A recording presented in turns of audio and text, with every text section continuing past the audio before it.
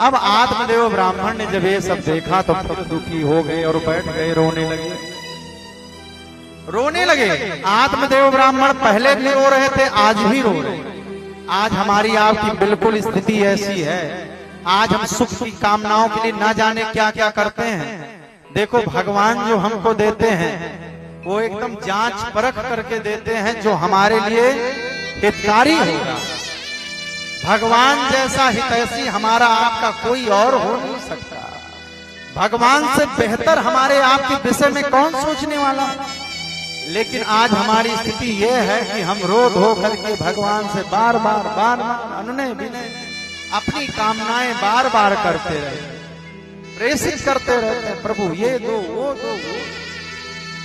लेकिन परमात्मा देते वही हैं जो हमारे लिए सुखकारी होता है। ब्राह्मण देव वो भगवान ही हैं। उन्होंने बतलाया कि मुंचा ज्ञानम प्रजारूपम बलिष्ठा कर्मणो गति। इन सब चक्कर में मत पड़ो ब्राह्मण देव, ये सब मुंचा ज्ञानम झूठा है। लेकिन तब समझ में नहीं आया, तब तो भूत सवार था बेटे का। आज आए जब बेटे से परेशान हुए फिर बैठ गए रोने।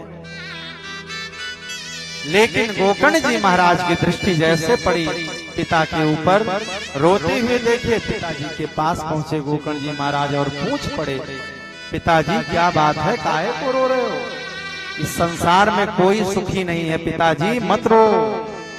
कोई तन दुखी, कोई मन दुखी, कोई धन बिन रहत उदास।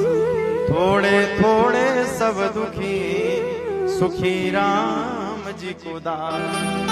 नाचेन्द्र सुखम किंचन सुखम चक्रवर्तिना, सुखमस्ति विरक्तस्य मुनिरेकांत जीवना।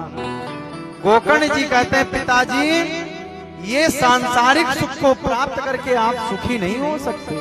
तो कहते हैं सुखमस्ति विरक्तस्य, विरक्त हो जाओ पिताजी, ये व्यर्थ प्रपंचों को छोड़ो और मुनिरेकांत जीवना, जाओ एकांत में भगवत भजन करो, बैठ करके ठाकुर जी का भजन करो। बात समझ में आ गई गोकर्ण जी की, पिताजी को, आत्मदेव को। और गोकर्ण जी ने कहा पिताजी आप जाओ वृंदावन की मधुपुरी की भूमि में पहुंचो,